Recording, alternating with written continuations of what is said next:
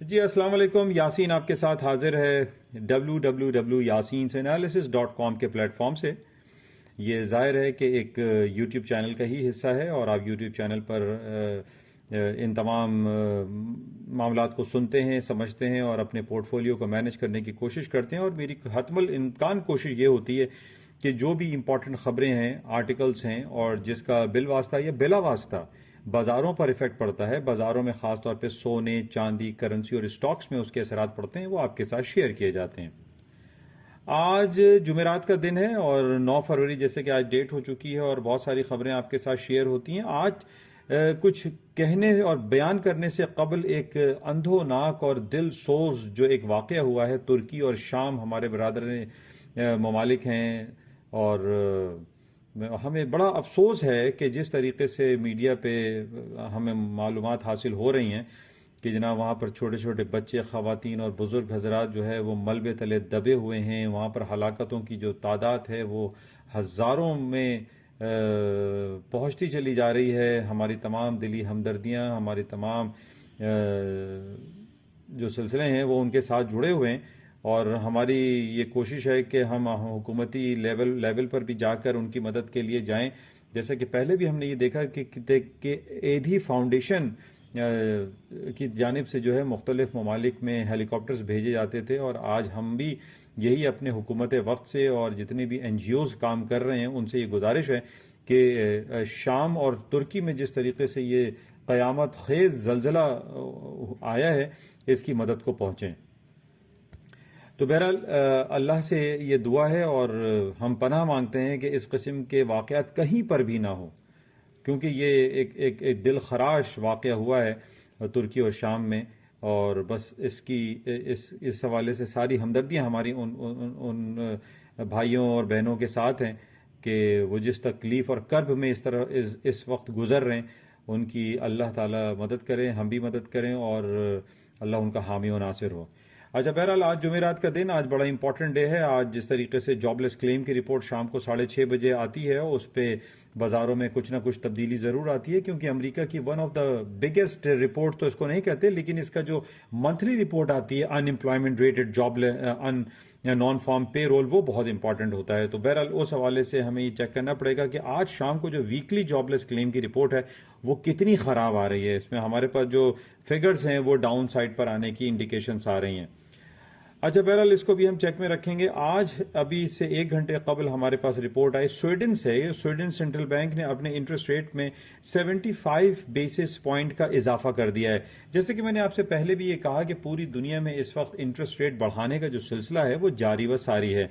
America की जानिब से भी हमें खबरें मिलती रहती हैं कि जनाब वहाँ पे इंटरेस्ट रेट पहले 0% था चंद साल पहले और अब 4.75% अमेरिका के सेंट्रल बैंक ने अपने इंटरेस्ट रेट को बढ़ा दिया है।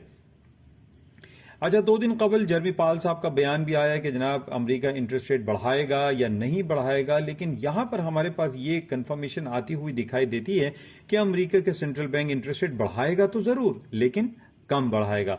कम बढ़ाने पे मैं काफी अरसे से जोर इसलिए दे रहा हूं कि पिछले 4 मीटिंग्स में हमने ये देखा कि अमेरिका के सेंट्रल बैंक ने 75 बेसिस पॉइंट करते करते अपने इंटरेस्ट रेट को बढ़ाकर 4.75% कर दिया है। और अभी भी यही इंडिकेशन आ रही है कि आइंदा अमेरिका के सेंट्रल बैंक अगर अपने इंटरेस्ट रेट में इजाफा करेगा तो वो 75 बेसिस पॉइंट इंटरेस्ट रेट इजाफा नहीं करेगा, बल्कि 50 बेसिस या 25 बेसिस पॉइंट इंटरेस्ट रेट इजाफा करेगा। लेकिन बहरहाल इसको हम चेक में रखेंगे। लेकिन जर्मी पाल साहब ने यह कहा था कि जनाब अब वहां पर इन्फ्लेशन में कूल आ रहा है, इन्फ्लेशन कम हो रहा है, तो इस बेसिस पे यह कहा जा सकता है कि अमेरिका का सेंट्रल बैंक महज 25 बेसिस पॉइंट ही इंटरेस्ट रेट नेक्स्ट मीटिंग में बढ़ाएगा, इससे ज्यादा नहीं बढ़ाएगा। अच्छा इसके अलावा हमारे पास जो सारा कोर जो डेटा होता है जिस पे पूरी दुनिया की नजर रहती है वो रहता है अमेरिका के इफराते ज़र के आदाद शुमार, जिसको हम अंग्रेजी में इन्फ्लेशन रेट कहते हैं। अगले हफ्ते इन्फ्लेशन रेट अमेरिका का शाया किया जाएगा और अब तमाम लोगों की जो नज़रें हैं वो इन्फ्लेशन रेट की तरफ रहेंगी। ये एक बहुत बड़ी रिपोर्ट होती है और इसके रिपोर्ट के रिलीज होने के बाद बाजारों में एक बहुत बड़ी मूव आ जाती है, यानी गोल्ड, सिल्वर, करेंसी, स्टॉक्स में एक धमाल मचा हुआ होता है। तो बहरहाल ये अगले हफ्ते होगा और इसको हम चेक में रखते हैं कि अगले हफ्ते क्या कुछ होगा CPI की रिपोर्ट पे। अच्छा, इसके साथ ही अब से कुछ घंटों के बाद बैंक ऑफ इंग्लैंड अपनी रिपोर्ट शाया करने जा रही है, जिसको हम इन्फ्लेशन रिपोर्ट कहते हैं। दैट्स वेरी इंपॉर्टेंट रिपोर्ट है। इसको हम देखते हैं कि क्या रिलीज होती है और इसमें क्या बयान दिया जाता है, और उसके बाद हम इसका तफसीली जायजा लेंगे। ये तकरीबन अब से 1 घंटे के बाद ये रिलीज हो जाएगी। अच्छा, इसके साथ ही गोल्ड के हवाले से बहुत मेरे सुनने वाले हैं, और गोल्ड के हवाले से मैं सिर्फ यही कहना चाहूँगा कि बाज़ारों में तेज़ी के इम्कानात अभी भी मौजूद हैं। अभी 1850 1850 इन spot market is a very important crucial supporting level है।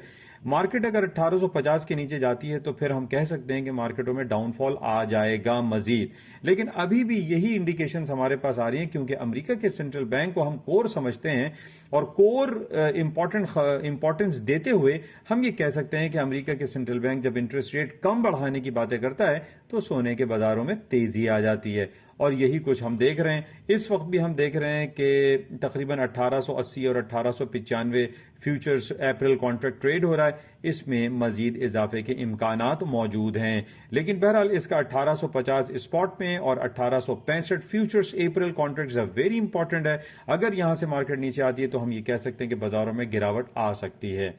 अच्छा, इसके साथ ही 3-4 दिन कबल हमने देखा कि तेल की कीमतें $72 तक आ गई थी, और आज 79 के लगभग आने वाली हैं। ये काफ़ी अरसे से मैं आप लोगों की खिदमत में ये बात पेश कर रहा हूँ कि दुनिया में जिस तरीके से 1 साल होने को आए यूक्रेन और रूस के दरमियान जो खलफशार है, जो जंगी कैफियत है, इसकी वजह से, और जब बहुत सारी पाबंदियां यूरोप और अमेरिका ने रूस के ऊपर लगाई, तो रूस ने ये कह डाला था कि जनाब वो जो 70 to 80% पेट्रोल और तेल और एनर्जी की सप्लाई यूरोप को करता है, वो उसके अंदर खलल पैदा करेगा, जिसकी वजह से सप्लाई क्रंच क्रिएट हो सकता है। अच्छा, इसी बेसिस पे हमने ये देखा कि सप्लाई क्रंच जब क्रिएट हुआ तो तेल की कीमतें पिछले साल $130 के लगभग पहुंच चुकी थी, लेकिन बहरहाल हालात बेहतर हुए, तेल की कीमतें नीचे आईं, और अभी रिसेंटली जो $70 पर बैरल का इसने लो किया, अब हम देख रहे हैं कि धीरे धीरे बाजारों में ऊपरी सतहों पर जाना शुरू हो रही हैं। उसकी वजह, जैसा कि पहले भी मैंने आपसे कहा था कि तकरीबन 3 साल से चाइना में कोविड रिस्ट्रिक्शंस लागू थे, और उस कोविड रिस्ट्रिक्शंस की वजह से वहां पर लॉकडाउन और शटडाउन की वजह से तेल का इस्तेमाल कम था। तेल पे यानी पेट्रोल की कीमतें निचली सतहों पर आ रही थी, और उसकी वजह से यही बताई जा रही थी कि लॉकडाउन शटडाउन में लोग ट्रैवलिंग नहीं कर रहे हैं। लेकिन अब चाइना तकरीबन पूरा खुल चुका है, और चाइना में डिमांड में इजाफा हुआ है। सर्दियों की लहरों में थोड़ा सा कमी भी वाकई हो रही है, लेकिन बहरहाल अभी भी यूरोप में और बहुत सारे इलाकों में सर्द मौसम है, और सर्द मौसम में पेट्रोल एनर्जी की डिमांड में इजाफा रहता है।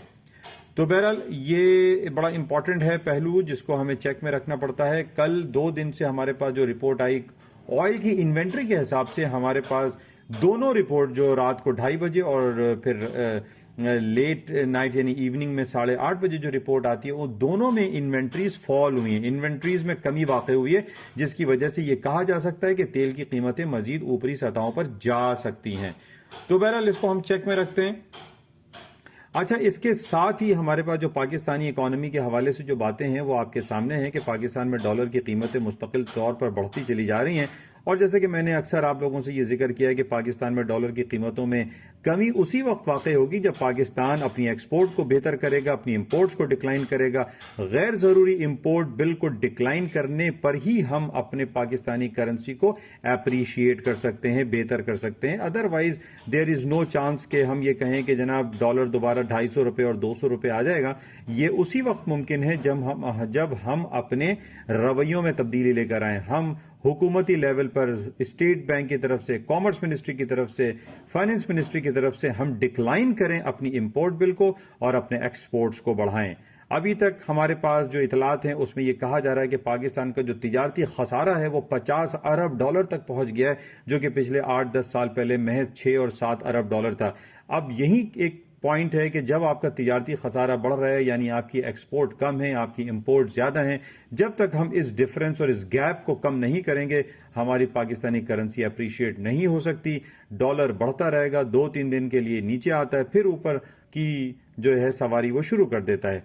तो पॉइंट यहाँ पर इस बात को समझने की बहुत ज़्यादा ज़रूरत है कि हमें ज़रूरत है इस बात की कि हम अपने एक्सपोर्ट को बढ़ाएं और अपने इंपोर्ट बिल को कम करें। इंशाल्लाह राब्ते में रहते हैं और मजीद देखते हैं कि क्या खबरें रहती हैं, आपके साथ शेयर की जाएंगी। मेरी आपसे गुजारिश और थैंक यू कि आप लोग www.yasinanalysis.com को लाइक करते हैं, शेयर करते हैं और इसको अपने दोस्त अहबाब में फैलाते भी हैं। इंशाल्लाह राब्ते में रहेंगे। इजाज़त दीजिए। खुदा हाफिज। यासीन।